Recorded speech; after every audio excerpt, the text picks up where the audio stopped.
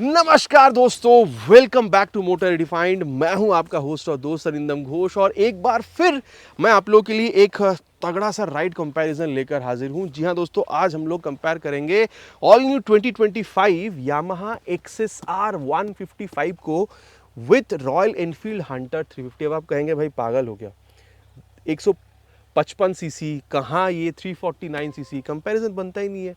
लेकिन देखिए, पहली बात तो ये है, एक्चुअली अगर सीसी आप कंपेयर कर रहे हैं तो वैसे कंपैरिजन बनता नहीं है। लेकिन अगर आप लोग पावर टू वेट रेशियो देख रहे हैं, अगर आप लोग इसकी लुक देख रहे हैं, आप लोग अगर इसकी प्राइस देख रहे हैं, तो काफ़ी यहाँ पर सिमिलरिटी आप लोगों को मिलता है। और इसलिए काफ़ी लोगों के बीच ये डाउट भी क्रिएट हो रहा है कि फिर नए एक्सएसआर खरीदना सही होगा या फिर हंटर। और इसी डाउट को आज यहाँ पर क्लियर करने की कोशिश करेंगे कि फिर दोनों बाइकों में आप लोगों को कंपनी चीज़ें ऑफर क्या कर रही है, फीचर स्पेसिफिकेशन, प्राइस, माइलेज हो, या फिर राइड करते वक्त आप लोगों को फ़र्क यहाँ पर क्या दिखेगा, ताकि वीडियो के एंड तक आप लोगों को क्लियर आइडिया मिल जाए कि आप लोगों के लिए खरीदना यहाँ पर हंटर सही हो सकता है या फिर यहाँ पर आप कह सकते हैं न्यू एक्सएसआर 155। और दोस्तों, आगे बढ़ने से पहले very special thanks to royal automobile Krishnanagar for providing me this hunter. बाकी आप लोगों को ऑलरेडी पता है एक्सएसआर मैंने यहाँ पर खरीदी भी, लेकिन फिर भी अगर आप लोग वेस्ट बंगाल कृष्णनगर या फिर रानाघाट या आसपास की एरिया से बिलोंग करते हैं, आप लोगों को कोई भी यामाहा की प्रोडक्ट खरीदनी है जैसे कि एक्सएसआर 155, तो आप लोग यहाँ पर व्हील मूवर्स को बिल्कुल कांटेक्ट कर सकते हैं। और दोनों ही शोरूम की जो कांटेक्ट डिटेल्स है आप लोगों ने भी स्क्रीन पर भी देख लिया। तो चलिए दोस्तों, स्टार्ट करते हैं। दोस्तों, राइड कंपैरिजन पे जाने से पहले छोटी सी मैं आप लोगों के साथ यहाँ पर एक वॉक अराउंड शेयर करना चाहूँगा, ताकि जो की डिफरेंसेस है वो मैं आप लोगों तक यहाँ पर पहुँचा सकूँ। सबसे पहले अगर मैं आप लोगों को यहाँ पर प्राइस के बारे में बताऊँ तो मोटा मोटा यहाँ पर आप लोगों को 14 से 15 हज़ार रुपये तक का डिफरेंस जो वो दिखेगा। वैसे तो देखिए, अगर आप लोग हंटर की बेस मॉडल पर जाते हैं वहाँ पर प्राइस बहुत ज़्यादा कम है, लेकिन आज हम लोग यहाँ पर ये जो टॉप मॉडल आप कह सकते हैं लंडन नेट, इसके साथ हम लोग यहाँ पर एक्सएसआर की जो कंपैरिजन है वो मैं आज आप लोगों को यहाँ पर बताने वाला हूँ। और यहाँ पर अगर आप लोग देख रहे हैं 14-15 हज़ार रुपये तक आप लोग यहाँ पर हंटर में ज़्यादा पे कर रहे हैं। अब आगे बढ़ते हैं, समझते हैं कि हम लोग यहाँ पर चीज़ हमें कंपनी ऑफर क्या कर रही है। सबसे पहले अगर आप कलर देख रहे हैं तो एक्सएसआर में आप लोगों को यहाँ पर एक ही वेरिएंट मिलेगा, टोटल 4 कलर आप लोगों को मिलेगा। और यहाँ पर आप लोगों को मल्टीपल वेरिएंट्स मिल जाता है हंटर में, और आप लोगों को टोटल 7 कलर वेरिएंट जो है ये आप लोगों को यहाँ पर मिलेगा। और ये कंपनी इसको यहाँ पर लंडन रेड कलर कहती है। और अगर मैं आप लोगों को फ्रंट व्यू के बारे में बताऊँ, ओवरऑल व्यू अगर मैं आप लोगों को बताऊं, तो देखिए दोनों में आप लोगों को थोड़ा सा वो जो रेट्रो स्टाइल है वो यहाँ पर बिल्कुल फील होने वाला है, ठीक है। और अगर आप लोग यहाँ पर फ्रंट व्यू देख रहे हैं तो दोनों में आप लोगों को ये जो एलईडी हेडलैम्प का सेटअप है ये आप लोगों को मिल जाएगा। दोनों में ही हज़ार्ड लैम्प का सेटअप जो है ये भी आप लोगों को बिल्कुल मिल जाएगा। बाकी अगर आप लोग देख रहे हैं यूएसडी वहाँ पर है, यहाँ पर टेलीस्कोपिक फोक है। टायर अगर आप लोग देख रहे हैं एक्सएसआर में 100 सेक्शन तक का है, हंटर में आप लोग को 110 सेक्शन तक का मिल जाएगा। 17 इंचेस के अलॉय व्हील दोनों में है, डुअल चैनल एबीएस दोनों में आपको मिलेगा, लेकिन ट्रैक्शन कंट्रोल सिस्टम सिर्फ आप लोगों को एक्सएसआर 155 में ही मिलेगा। बाकी वहाँ पर आप लोगों को 282 एम तक का जो डिस्क है वो आप लोगों को मिल रहा है, लेकिन यहाँ पर आप लोगों को हंटर में 300 एम तक का जो डिस्क है ये आप लोगों को मिल रहा है। बाकी ये ऑन पेपर है, चलाते वक्त क्या फील होगा इसके बारे में हम लोग अभी राइड कंपैरिजन के दौरान देखेंगे। बाकी अगर आप इंजन देख रहे हैं तो वहाँ पर आप लोग को लिक्विड कूल और यहाँ पर आप लोग को एयर ऑयल कूल मिल रहा है। और सबसे पहले मैं आप लोगों को हंटर के बारे में बता देता हूँ। अच्छा, उससे पहले एक और बात है, ये एक्चुअली टेस्ट राइड वाली बाइक है, तो यहाँ पर कुछ प्रॉब्लम आ गई थी मिरर में, जिस वजह से मिरर अभी यहाँ पर लगाया नहीं गया, ठीक है। तो जो चीज़ सही है वो मैंने पहले आप लोगों से कह दिया है। अब अगर आप लोग यहाँ देख रहे हैं तो 349 CC single cylinder air oil cool fuel injected engine आप लोगों को यहाँ पर जे सीरीज वाला मिल जाएगा। बाकी OBD2B इंजन ही आप लोगों को यहाँ पर मिल रहा है। स्लीपर क्लच भी आप लोगों को यहाँ पर दोनों में ही मिल जाएगा। अगर आप लोग पावर टॉर्क फिगर देख रहे हैं, डेफिनेटली आप लोग एक्सएसआर 155 से ज़्यादा ही मिलेगा। यहाँ पर अभी आप लोगों को 20.2 bhp तक का पावर और 27 न्यूटन मीटर तक का टॉर्क जो है ये आप लोगों को यहाँ पर बिल्कुल मिल जाएगा। लेकिन जब आप लोग एक्सएसआर 155 पर आ रहे हैं तो यहाँ पर आप लोगों को 155 CC single cylinder SOHC 4 valve liquid cool fuel injected engine जो है ये आप लोगों को मिल रहा है। रेडिएटर आप लोग यहाँ देख सकते हैं, यहाँ पर गौर करिएगा ये 4 वाल्व लिक्विड कूल है। यहाँ पर आप लोगों को 2 वाल्व एयर ऑयल कूल मिल रहा था। बाकी पावर फिगर कमी है, वो ऑलरेडी मैंने आप लोगों से कहा है।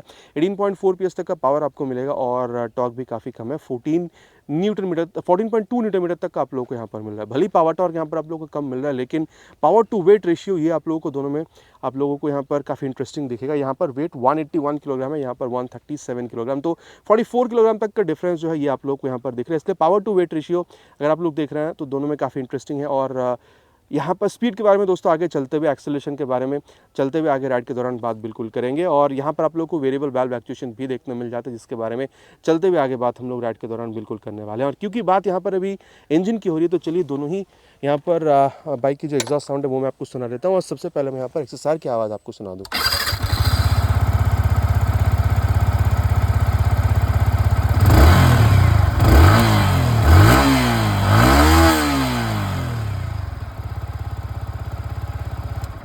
तो ये दोस्तों XSR 155 की जो आवाज़ है वो आप लोगों ने सुन लिया, और अब मैं आप लोगों को यहाँ पर जो हंटर 350 की आवाज़ है ये भी सुना दूँ।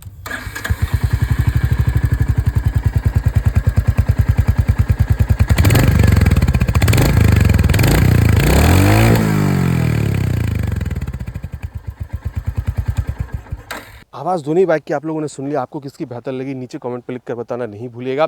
बाकी दोनों ही रेट्रो फील को जो है काफ़ी हद तक रिजेंबल करते हैं, तो ये गोल्ड टाइप का आप कह सकते हैं जो टेल लैंप है आप लोगों को दोनों में मिल रहा है। बाकी मैं तो कहूँगा मुझे यहाँ पर XSR में ये जो टेल लैंप है ये मुझे ज़्यादा पसंद आ रही है, खुद की बाइक इसलिए नहीं, मैं जेन्युइन आप लोगों को यहाँ पर बता रहा हूँ। बाकी यहाँ पर भी काफ़ी अच्छा ही आप लोगों को मिल जाएगा। और अगर आप लोग यहाँ देख रहे हैं यहाँ पर तो रियर टायर दोनों में ही 140 सेक्शन तक का मिलेगा, लेकिन वहाँ पर रेडियल आप लोगों को मिल जाता है। बाकी वहाँ पर 220 mm तक का जो डिस्क है वो आपको मिल रहा है, लेकिन हंटर में यहाँ पर आप लोगों को 270 mm तक का ये जो डिस्क है ये आप लोगों को मिला, तो डेफिनेटली काफ़ी बड़ा है, और इसके बारे में चलते हुए बात आगे हम लोग डेफिनेटली करेंगे। वहाँ पर आप लोगों को मोनोशॉक सस्पेंशन का सेटअप मिल रहा है, यहाँ पर आप लोगों को ये जो ट्विन हाइड्रोलिक शॉक एब्जॉर्बर है ये आप लोगों को बिल्कुल मिलेगा। बाकी अगर आप लोग देख रहे हैं तो यहाँ पर दोनों में ही ये जो साड़ी गार्ड है ये आप लोगों को मिल जाता है, और ओपन चेक सिस्टम भी दोनों में आपको मिलेगा। दोनों में आप लोगों को यहाँ पर side stand with side stand cut off sensor मिलेगा, लेकिन यहाँ पर मेन स्टैंड नहीं है जो आप लोगों को यहाँ पर हंटर में मिल जाएगा। यहाँ पर आप लोगों को 6 स्पीड गियर बॉक्स मिलेगा, हंटर में आप लोगों को 5 स्पीड गियर बॉक्स देखने में बिल्कुल मिल जाता है। बाकी एक चीज़ देखिए, अगर आप लोग यहाँ पर एक्सेसरीज देख रहे हैं तो XSR में मिरर के अलावा और कुछ आप लोगों को मिलता नहीं है। जैसे कि अगर आप देख रहे हैं तो यहाँ पर ग्रैब हैंडल अगर लगाए बिना पीछे बैठ रहे हैं तो आपको प्रॉब्लम हो सकता है, लेकिन अगर आप हंटर में देख रहे हैं तो ये चीज़ बिल्कुल ही सॉल्व है। यहाँ पर अगर आप पीछे बैठ भी रहे तो पकड़ने के लिए यहाँ पर काफ़ी तगड़ा वाला ग्रैब हैंडल आप लोगों को मिल जाता है, लेकिन XSR में आप लोगों को करीबन 1200 रुपये के आसपास आप लोगों को एक्स्ट्रा पे करना पड़ेगा, ठीक है। और अगर मैं आप लोगों को बताऊँ तो सीट हाइट अगर आप देख रहे हैं तो हंटर में 790 के आसपास आपको मिलेगा, यहाँ पर आप लोगों को 810। तो वहाँ पर अगर आपकी हाइट 5'4", 5'5" तक की है और यहाँ पर अगर एटलीस्ट 5'6" तक की नहीं है तो प्रॉब्लम हो सकता है, टिप तो आप लोगों को ज़्यादा करना पड़ेगा। इसके अलावा 10 लीटर तक का टैंक, 13 लीटर तक का टैंक, लेकिन माइलेज में फ़र्क है। वहाँ पर आप लोग 30 से 35 के बीच में एक्सपेक्ट कर सकते हैं, यहाँ पर आप लोग 45, in fact in some cases 45 plus तक भी आप लोग यहाँ पर एक्सपेक्ट कर सकते हैं। ग्राउंड क्लियरेंस में आप लोग को फ़र्क मिलेगा, हंटर में आप लोग को 160 mm तक का मिल जाएगा, लेकिन अगर आप XSR में देखेंगे तो 170 mm तक का मिलेगा। अभी ये एक डाउट चल रहा है कि ये 170 है या 120, 120 मिनिमम है, बैठने के बाद 120 है, नॉर्मली 170 यहाँ पर आपको मिलेगा। वेट में फ़र्क ऑलरेडी बताया है, 44 किलोग्राम यहाँ पर ज़्यादा है, 181 वहाँ पर 137 किलोग्राम तक। और अब अगर आप लोग यहाँ पर हैंडल बार देख रहे हैं तो ये आप लोगों को दोनों में काफ़ी स्ट्रेट ही मिलेगा। इसके बारे में आगे चलते हुए बात हम लोग बिल्कुल करेंगे, लेकिन यहाँ पर अगर आप लोग देख रहे हैं तो जो मोबाइल चार्जिंग पोर्ट है ये आपको मिल जाता है हंटर में, जो आप लोग को XSR में बिल्कुल देखने में नहीं मिल रहा है। बाकी यहाँ पर आप लोगों को ये high beam low beam password के लिए जो स्विच है ये मिल रहा है, टर्न सिग्नल और हॉर्न काफ़ी लाउड आप कह सकते हैं। ये engine start switch kill switch है, यहाँ पर हज़ार्ड लैम्प का जो स्विच है ये आप लोगों को यहाँ पर बिल्कुल मिलेगा। बाकी E20 भी आप लोग देख सकते हैं, दोनों में मिल जाएगा, तो E20 फील के साथ आप दोनों ही बाइक को यहाँ पर रन करा पाएंगे। बाकी ऑलरेडी यहाँ पर आप लोगों को जो नेविगेटर है ये आप लोगों को यहाँ पर मिल जाता है, इसके लिए एक्स्ट्रा आपको खर्चा नहीं करना हो रहा है। वहाँ पर आप लोग को नेविगेशन नहीं मिलता, यहाँ पर भी आप लोग को रॉयल एनफील्ड की ऐप मिल जाएगी, ठीक है। तो ब्लूटूथ कनेक्टिविटी यहाँ पर आपको मिल जाएगा। साथ ही अगर आप लोग देख रहे हैं तो यहाँ पर आप लोग को टैकोमीटर नहीं मिलेगा, जो स्पीडोमीटर है। इसके अलावा अगर आप लोग देख रहे हैं तो ये टाइम, फ्यूल गेज सेंसर और जो गियर पोजिशन सेंसर है ये आप लोगों को यहाँ पर बिल्कुल मिल जाता है। बाकी ऑलरेडी मैंने कहा है ये टेस्ट राइड की बाइक है, तो अभी कुछ प्रॉब्लम के चलते यहाँ पर ये जो मिरर है इसको यहाँ पर उतारा गया था अभी। और यहाँ पर ये तो बाइक अपनी ही है, मिरर आप देख सकते हैं यहाँ पर भी आप लोगों को भी अच्छा खासा मिल जाता है दोनों में। अगर आप यहाँ पर इसके राइड रिव्यू चैनल पर जाकर चेक करेंगे तो ऑलरेडी आपको दिखेगा कि राइड रिव्यू के दौरान मैंने ऑलरेडी कहा था कि रियर व्यू मिरर अच्छा खासा रियर व्यू दे देती, तो उसमें प्रॉब्लम नहीं है। मोबाइल चार्जिंग पोर्ट यहाँ पर आपको मिलता नहीं, ऑलरेडी मैंने कहा है। रेट्रोफिल को मेंटेन करने के लिए गोल्ड मिरर आप कह सकते हैं कंसोल जो है यहाँ पर भी आपको मिल रहा है। स्पीडो टैको गियर पोजिशन सेंसर यहाँ पर भी आप लोगों को मिल जाएगा। और टर्मिनल नेविगेशन तो नहीं है, लेकिन वाई कनेक्ट आपको मोबाइल में डाउनलोड इंस्टॉल करके थ्रू ब्लूटूथ अगर आप इसके साथ कनेक्ट करते हैं यामा की, तो आप कॉल SMS अलर्ट जो है बिल्कुल आप इस्तेमाल कर पाते हैं। इसके अलावा high beam low beam password के लिए स्विच और यहाँ पर भी ठीक ठाक है। और यहाँ पर ये आप कह सकते हैं टर्न सिग्नल के लिए स्विच, यहाँ पर इंजन की स्विच स्टार्ट स्विच, और यहाँ पर है हज़ार्ड लैम्प ऑन ऑफ करने के लिए स्विच। अब प्राइस अगर आप लोग देख रहे हैं दोस्तों, यहाँ पर एक फ़र्क जो है 14-15 हज़ार रुपये तक ऑलरेडी मैंने कहा था। तो अगर आप लोग यहाँ पर हंटर देख रहे हैं ये 1,95,500 रुपीज़ के आसपास आपको मिलेगा, और ये आप लोगों को 1,81,000 तक के आसपास आप लोगों को वेस्ट बंगाल में यहाँ पर मिल जाना चाहिए। मोटा मोटा बात कर चुके हैं कि यहाँ पर आप लोगों को चीज़ें मिल के आ रहा है। चलिए अब राइड पर चलते हैं, देन समझने की कोशिश करते हैं कि राइड करते वक्त क्या फ़र्क आपको महसूस होता है। दोस्तों राइड कंपैरिजन की शुरुआत यहाँ पर हंटर 350 के साथ करेंगे। पहले मैं बता रहा हूँ ये टेस्ट राइड की बाइक है, तो यहाँ पर कुछ प्रॉब्लम की वजह से यहाँ पर जो मिरर है उसको हटाया गया, लेकिन आप लोग विदाउट मिरर के राइड प्लीज ना करें। अभी कोई यहाँ पर चारा नहीं थे इसलिए मैं लेकर आऊँ, नहीं तो मैं आप लोग देख सकते हैं मेरी हर एक वीडियो में मिरर लगाई भी रहती है। आज यहाँ पर सिचुएशन कुछ ऐसा बना कि मुझे यहाँ पर मजबूरन ये ले आना पड़ा, ठीक है। लेकिन चलिए अब स्टार्ट करते हैं। सबसे पहले जब आप सीट पर बैठ रहे हैं तो 790 mm के आसपास सीट हाइट आप लोगों को यहाँ पर इसकी मिलेगी। तो अगर आपकी हाइट अराउंड 5'4" तक की भी है तो भी आप लोग मैनेज कर पाएंगे। 5'4", 5'5" तक की आप लोगों को प्रॉब्लम नहीं होनी चाहिए। बाकी सीट इज़ क्वाइट कंफर्टेबल जब आप बैठ रहे हैं, तो ये दब भी रही है। बाकी स्पेस की भी कमी आप लोगों को नहीं होगी। इनफैक्ट अगर आप पिलियन के साथ भी बैठ रहे हैं, मैं ये नहीं कहूँगा कि बहुत ज़्यादा स्पेस है, लेकिन काफ़ी अच्छा खासा स्पेस मिल जाएगा। और जो प्लस पॉइंट मैंने ऑलरेडी कहा था कि यहाँ पर आप लोगों को पकड़ के बैठने के लिए as a pillion grab handle मिल रहा है, जिस वजह से आपको और ज़्यादा कंफर्टेबल यहाँ पर ये फील हो सकती है। बाकी हल्की सी रियर फिटेड फुटपैक जो वो आप लोगों को मिल रहा है। हैंडल बार आप लोगों को यहाँ पर ऊंचा ही मिल रहा है। ये नया वाला मॉडल है तो यहाँ पर हैंडल बार आप लोगों को ऊंचा ही मिलेगा, तो बहुत ज़्यादा आप लोगों को यहाँ पर झुकने की जरूरत नहीं हो रही है, बहुत ही हल्का से यहाँ पर झुक रहा है। और चलिए अब स्टार्ट करते हैं। फर्स्ट गियर और ये सेकेंड गियर, थर्ड गियर। देखिए पावर टॉर्क में मतलब ऑन पेपर तो कमी नहीं है, और चलाते वक्त भी आप लोगों को यहाँ पर पावर टॉर्क में कोई कमी फील नहीं हो रही है, ठीक है। मतलब आप चाहे आप खुद राइड कर रहे हो पिलियन के साथ, मतलब समझ रहे हैं यहाँ पर 27 न्यूटन मीटर का टॉर्क आप लोगों को मिल रहा है, तो पावर टॉर्क की कमी कहीं से आप लोगों को यहाँ पर फील नहीं हो रहा है इनिशियल अगर रिस्पॉन्स की यहाँ पर बात करी जाए तो। बाकी अगर आप लोग क्लच देख रहे हैं, हाँ स्लीपर असिस्ट क्लच आप लोगों को मिल रहा है, जिस वजह से पहले के मुकाबले अभी आप लोगों को यहाँ पर क्लच जो है थोड़ा सा सॉफ्टर साइड पर ही मिलेगा। मैं ही नहीं कहूँगा कि बहुत सॉफ्ट है, लेकिन मिड साइड पर है, ना बहुत ज़्यादा सॉफ्ट ना बहुत ज़्यादा हार्ड। और अगर आप लोग गियर शिफ्टिंग देख रहे हैं तो हाँ हल्के से एफर्ट के साथ आराम से आप लोग को यहाँ पर शिफ्ट जो है वो होती भी नजर आएगी। बाकी क्योंकि यहाँ पर स्लीपर क्लच भी है तो चलिए उसको भी यहाँ पर एक बार टेस्ट कर ही लेते हैं। मोटा मोटा 80 पे ले जाके ये देखिए 3 से 2 पे गए और आराम से यहाँ पर क्लच छोड़ दिया है। और आरपीएम मतलब आरपीएम तो चलो यहाँ पर है नहीं, वैसे भी बहुत ज़्यादा यहाँ पर कुछ फ़र्क समझ में आया नहीं मुझे। मतलब वो जो एक इंजन की आवाज़ बढ़ जाती है वैसा वाला भी फील नहीं हुआ। करीबन 70-80 पे ले जाके यहाँ पर 3 से 2 पे ला दिए थे। तो आप कह सकते हैं स्लीपर असिस्ट क्लच जो है वो भी यहाँ पर बेहतरीन तरीके से काम कर रही है। कोई प्रॉब्लम मेरे हिसाब से आप लोगों को नहीं होना चाहिए। और चलिए अब clutch, gear, slipper assist clutch इन सारी चीज़ों के बारे में बात कर रहे हैं, तो इसकी जो एक्सेलरेशन टेस्ट है वो भी कंप्लीट करते हैं। देन यहाँ पर इसकी जो परफॉर्मेंस है इसके बारे में आगे बात करते हैं। We'll start with 3 horns already on first gear.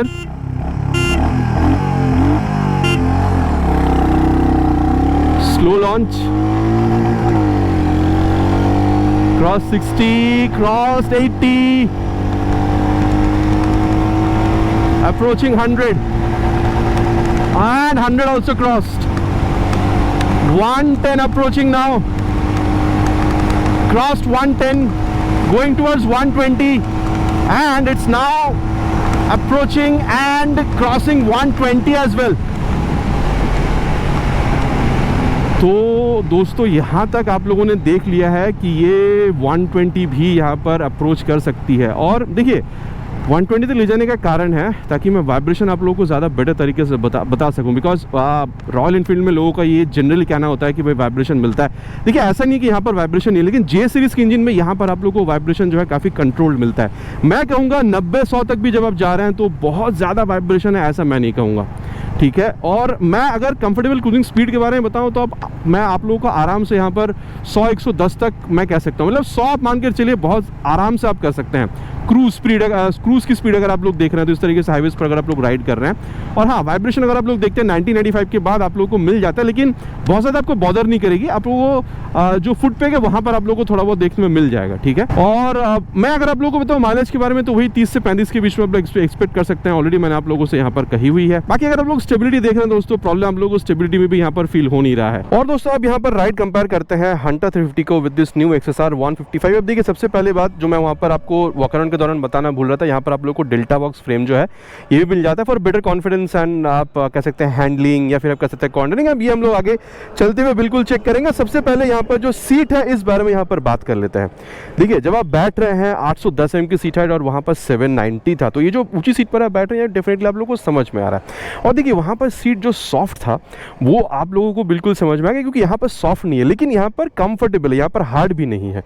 और देखिए स्पेस अगर आप लोग देख रहे हैं दोनों में आप लोगों को ऑलमोस्ट ऑलमोस्ट सिमिलर मिला, लेकिन वहाँ पर स्पेस आप बेटर तरीके से यूज़ कर पा रहे थे पिलियन के लिए, क्योंकि वहाँ पर आप लोगों को ग्रैब हैंडल मिल रहा था, ठीक है, और यहाँ पर आप लोगों को ग्रैब हैंडल मिल नहीं रहा है। आप लोगों को उसके लिए अराउंड 1150-1200 रुपये तक एक्स्ट्रा खर्चा करके यहाँ पर लगवानी पड़ेगी। और मैंने और भी वीडियो में कही है, जैसे ही मुझे यहाँ पर एक्सेसरीज मिलता है, ठीक है, मैं एक इंस्टॉलेशन की वीडियो भी आप लोगों के लिए बिल्कुल लेकर आऊँगा। और चलिए अब यहाँ पर ट्राई करते हैं। और देखिए यहाँ पर ना आप लोगों को थोड़ा सा ज़्यादा झुकना हो रहा है और यहाँ पर रेयर फिटेड फुट पे आप लोगों को ज़्यादा मिल रहा है, लेकिन हैंडल बार यहाँ पर भी आप लोगों को चौड़ाई मिलेगा। देखिए यहाँ पर भी बहुत ज़्यादा नहीं झुक रहा है, लेकिन हंटर के मुकाबले थोड़ा ज़्यादा आप लोग यहाँ पर बिल्कुल झुक रहे हैं। और चलिए अब स्टार्ट करते हैं। Camera is rolling, yes, and let's go. First gear, third gear. देखिए वहाँ पर जिस तरीके से पावर टॉर्क दिया गया है वेट के हिसाब से वो भी काफ़ी सही था, और वेट के हिसाब से ये भी काफ़ी अच्छा आप लोगों को इनिशियल रिस्पांस जो वो बिल्कुल निकाल कर दे रही है। और ये जो हल्का बाइक चला रहे हैं ना, वो आप लोगों को डेफिनेटली यहाँ पर समझ में आ रहा है। मतलब 44 किलोग्राम का वेट में जो डिफरेंस है वो यहाँ पर चलाते, मतलब जैसे ही आप पिकअप ले रहे हैं आप लोगों को समझ में आ रहा है। तो ये तो बात आप लोगों को बिल्कुल, अगर आप बारी बारी चलाएंगे तो आप लोगों को यहाँ पर समझ में आ ही जाएगा। और यहाँ पर देखिए क्लच जो है डेफिनेटली वहाँ से यहाँ पर आप लोगों को ज़्यादा सॉफ्ट मिलेगा, क्योंकि यहाँ पर भी आपको असिस्ट जो है वो बिल्कुल मिलता है। असिस्ट वहाँ पर भी था, यहाँ पर भी, लेकिन यहाँ पर थोड़ा ज़्यादा सॉफ्टर आपको मिलेगा। और अगर आप लोग गियर शिफ्टिंग देख रहे हैं, हाँ गियर शिफ्टिंग मैं कहूँगा दोनों में ऑलमोस्ट सिमिलर है, हल्के से एफर्ट के साथ आप ये फिर डाउन शिफ्टिंग यहाँ पर भी हो जा रही है। लेकिन फिर एक चीज़ टेस्ट करेंगे, वहाँ पर भी आप लोगों को स्लिपर क्लच मिल रहा था, यहाँ पर भी मिल रहा है, तो इसको एक बार टेस्ट करते हैं। अराउंड यहाँ पर भी 80 पे ले जाके 90 पे ले जाके 4 से 3 से 2, ओ माय गॉड, यहाँ पर आरपीएम देखिए इतना ज़्यादा इंक्रीज हो गया था। वहाँ पे तो समझ भी नहीं आ रहा था आवाज़ से, और यहाँ पर आवाज़ भी इतनी ज़्यादा समझ में आई है। बाकी देखिए उसमें यहाँ पर आप कह सकते हैं इंजन जो है वो ज़्यादा सीसी की थी, ठीक है। तो देखिए अब उस पर नहीं जाएंगे, बात ये कहना है कि जितना बेहतरीन तरीके से वहाँ काम कर रही थी स्लीपर क्लच, यहाँ पर भी बेहतरीन तरीके से काम कर रही है। तो ये जो हाईवे पे एक सेफ्टी है कि सामने कुछ आ गया, इंजन ब्रेकिंग करने के लिए आप स्पीड को स्लो डाउन करने के लिए आप गियर डाउन करके एग्रेसिव क्लच छोड़ देते हो, तो रियर टायर स्लिप या फिर लॉक दोनों ही बाइक में आप लोगों को यहाँ पर नहीं मिल रहा है। तो सेफ्टी दोनों में बरकरार है काफ़ी अच्छी तरीके से। और क्योंकि अभी यहाँ पर बात हो रहा है ये क्लच गियर स्लीपर क्लच के बारे में, तो चलिए अब इसकी जो एक्सेलरेशन टेस्ट है इसको भी एक बार कंप्लीट करते हैं। देन यहाँ पर इसकी जो परफॉर्मेंस है उसके बारे में आगे बात करते हैं। Will start with 3 horns already on first gear.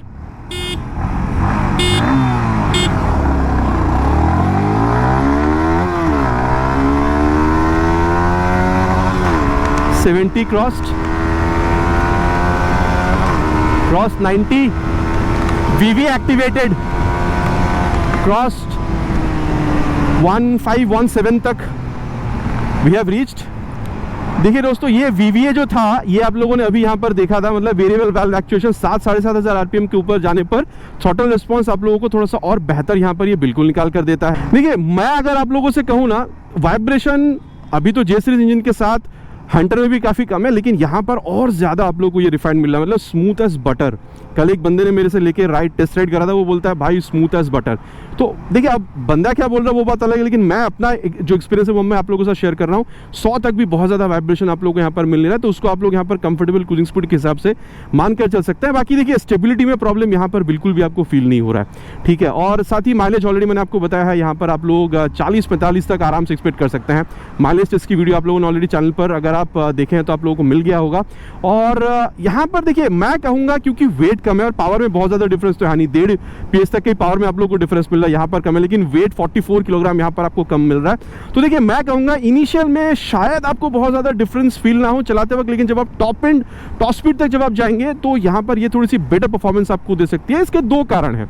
एक तो यह है कि भाई वेट इसकी कम है, पावर ऑलमोस्ट सिमिलर, मतलब बहुत ज़्यादा डिफरेंस पावर में नहीं है। और दूसरी बात है कि अभी आप लोगों को हंटर में ना थोड़ी सी वो लिमिटर जैसे काम करती है, ये जो नया अभी हंटर आया है, तो उस वजह से भी आप कह सकते हैं। नहीं तो अगर वो लिमिटर जैसा वो चीज़ अंदर बीच में नहीं आ जाती हंटर नई वाली हंटर की, जहाँ पर आप लोगों को स्लिपर असिस्ट क्लच मिला, तो शायद टॉप स्पीड और बेहतर हो सकता था। लेकिन जो अभी आपको फील मिल सकता है वो मैंने आप लोगों के साथ यहाँ पर अभी शेयर कर दी है।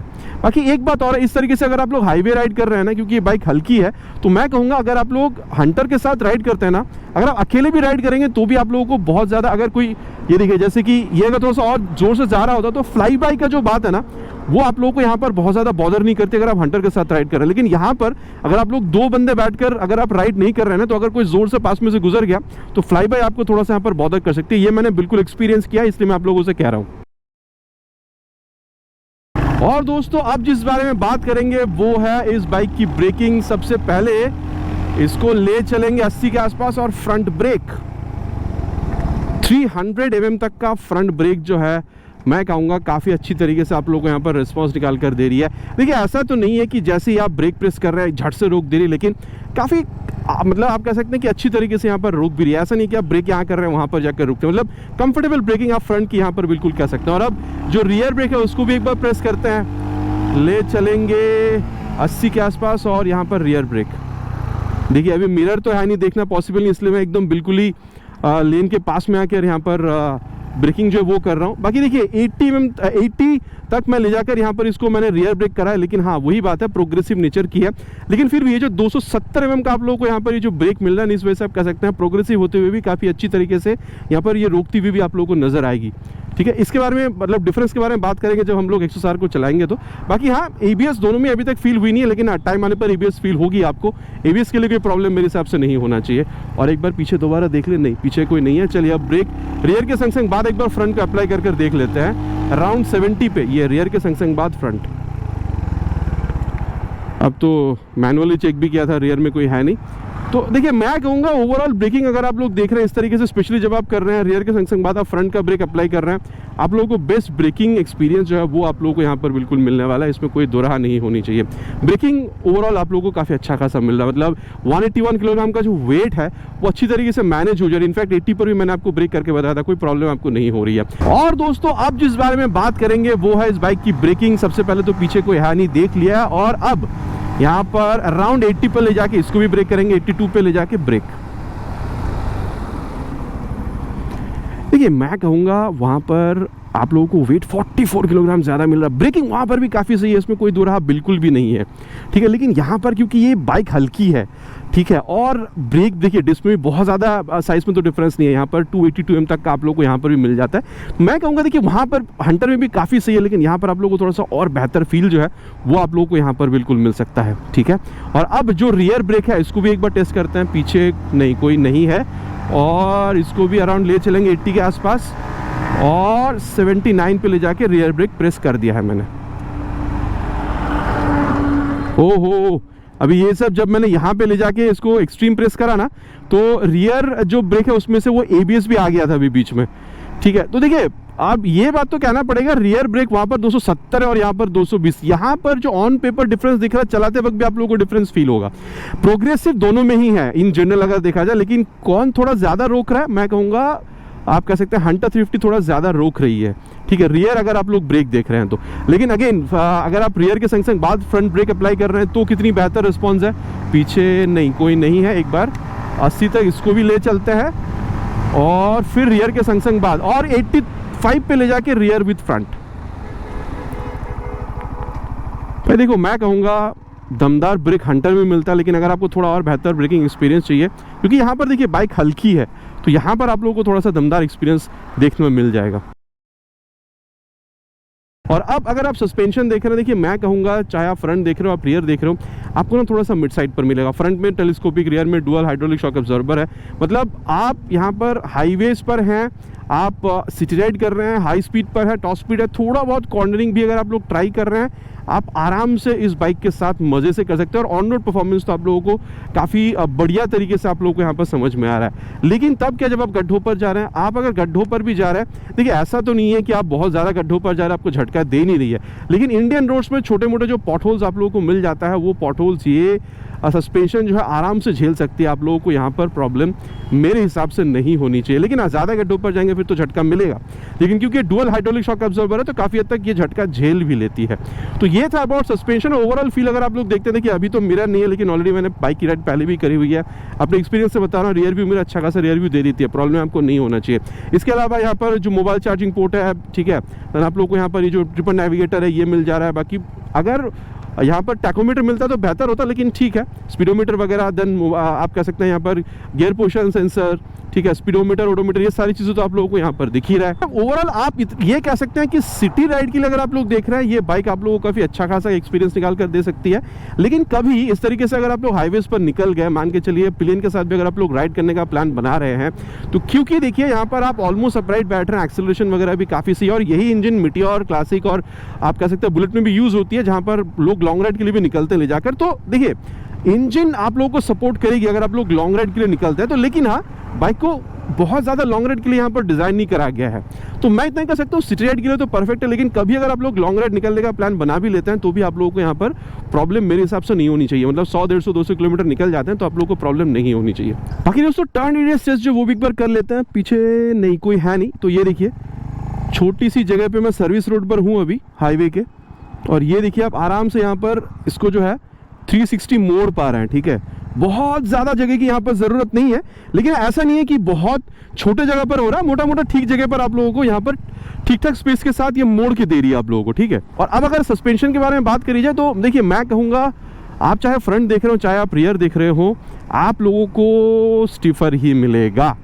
ठीक है, अब देखिए स्टिफर अगर आप लोगों को मिल रहा है, और देखिए चेंज भी है वहाँ पर, टेलीस्कोपिक है यहाँ पर, यूएसडी वहाँ पर, मोनोशॉक है यहाँ पर, वहाँ पर डुअल हाइड्रोलिक था, यहाँ पर आप लोगों को मोनोशॉक मिल रहा है। तो कंप्लीटली एक डिफरेंट सस्पेंशन जो वो आप लोगों को मिल रहा है। और वहाँ पर जो मिड साइड पर मैंने आपको कहा था, यहाँ पर आप लोगों को थोड़ा सा स्टिफर साइड पर मिल रहा है। ठीक है, थोड़ा सा नहीं, काफ़ी स्टिफ आप कह सकते हैं। तो high speed, top speed, in fact जब आप कॉर्नरिंग करेंगे ना तो यहाँ पर आप लोगों को डेफिनेटली बेटर फील जो है आपको मिलेगा। सस्पेंशन सेटअप या फिर आप कह सकते हैं ये जो डेल्टा बॉक्स फ्रेम है इसकी वजह से एक बेटर कॉन्फिडेंस आप लोगों को यहाँ पर बिल्कुल मिलेगा। लेकिन जब आप गड्ढों पर जाएंगे तो आपको समझ में आएगा कि भाई ऑन रोड जितना चलाने में आप लोगों को मज़ा आ रहा है, अगर छोटा सा भी अगर गड्ढा यहाँ पर मिल गया तो झटका आप लोगों को बिल्कुल लगने वाला है।